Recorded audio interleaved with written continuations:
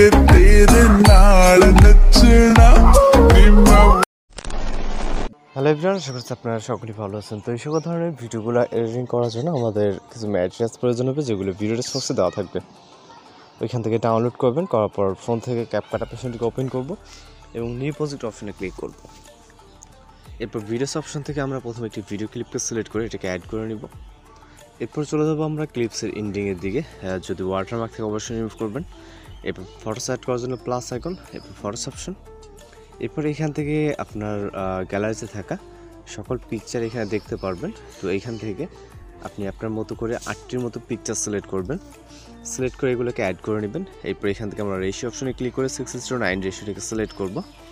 এরপর এখান থেকে আমরা প্রতিটা যে ভিডিও ক্লিপস থাকবে এটাকে আমাদের মনে হয় সম্ভবত রেশিওটা চেঞ্জ হয় না, তো 6:9 রেশিও। ওকে, জাস্ট এবার আমরা এই যে ভিডিও ক্লিপটি আছে এই ক্লিপটিতে ক্লিক করব এবং রাইট সাইডে 90 অ্যাঙ্গেল রোটেট করে এটাকে ফুল ফ্রেম করব।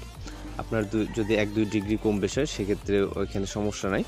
ওকে, 90 অ্যাঙ্গেল রোটেট করলে এটা পারফেক্টলি হবে। ওকে, পরবর্তী পরবর্তী যেই পিকচারগুলো থাকবে প্রতিটা পিকচার আমরা জাস্ট ক্লিক করে 90 অ্যাঙ্গেল রাইট সাইডে, ওকে, রাইট সাইডে মুভ করে এভাবে রোটেট করে নেবেন। আমি যেটা বলছি 1-2 ডিগ্রি কম বেশি হলে সমস্যা নেই, জাস্ট আপনার একটু অ্যাঙ্গেল হয়ে থাকবে এতটুকু, এর বেশি কিছু না। আর 90 অ্যাঙ্গেল খুলে একদম পারফেক্টলি হবে। ওকে, এবার জাস্ট আর মেবি একটা পিকচার আছে। ওকে, মিউজিক অ্যাড করবো। চলে যাবো ভিডিওসের প্রথম দিকে, অ্যাডোটি এক্সট্রাক্টেড মিউজিকটিকে সিলেক্ট করে ইম্পোর্ট সাউন্ডে ক্লিক করব। এরপর হচ্ছে এখানে আমরা পিকচার ডিউরেশন অ্যাড করব। প্রথম পিকচার ক্লিক করে ডিউরেশন রাখবো হচ্ছে 0.8। দ্বিতীয় পিকচারটিকেও সেমভাবে 0.8। পরবর্তীও যতগুলো আমাদের পিকচার থাকবে এইখানে প্রতিটা পিকচার আমাদের 0.8 ডিউরেশন দিয়ে দিলে অ্যাডজাস্ট হয়ে যাবে বিট মার্কের সাথে। ওকে, জাস্ট লাস্ট একটা পিকচার আছে, লাস্ট পিকচারটা আমাদের মিউজিক যতটুকু থাকবে বরাবর ততটুকু দিয়ে দেবে। এখানে 1.1 দিলে হয়ে যাবে। এরপর এখানে অ্যানিমেশন অ্যাড করব। প্রথম পিকচারে ক্লিক করব, অ্যানিমেশনে ক্লিক করব, কম্বোতে ক্লিক করব। এরপর এখান থেকে হচ্ছে আমরা রাইট সাইড থেকে পেন্ডুলাম 1 অ্যানিমেশনটাকে সিলেক্ট করব। ওকে, এখানে যতগুলো পিকচার থাকবে প্রতিটা পিকচারের জন্য আমরা পেন্ডুলাম 1 অ্যানিমেশনটাকে সিলেক্ট করে দেব। ওকে,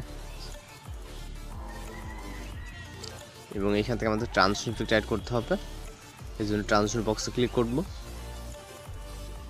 এরপর এখান থেকে আমরা চলে যাবো হচ্ছে রাইট সাইডের দিকে, পুল ইন বলে ট্রানজিশন ইফেক্ট দেখতে পাবো। এটাকে সিলেক্ট করে নিচ থেকে অ্যাপ্লাই টু অলে ক্লিক করে টিক মার্ক। এরপর এখান থেকে হচ্ছে আমরা একটা ইফেক্ট অ্যাপ্লাই করব।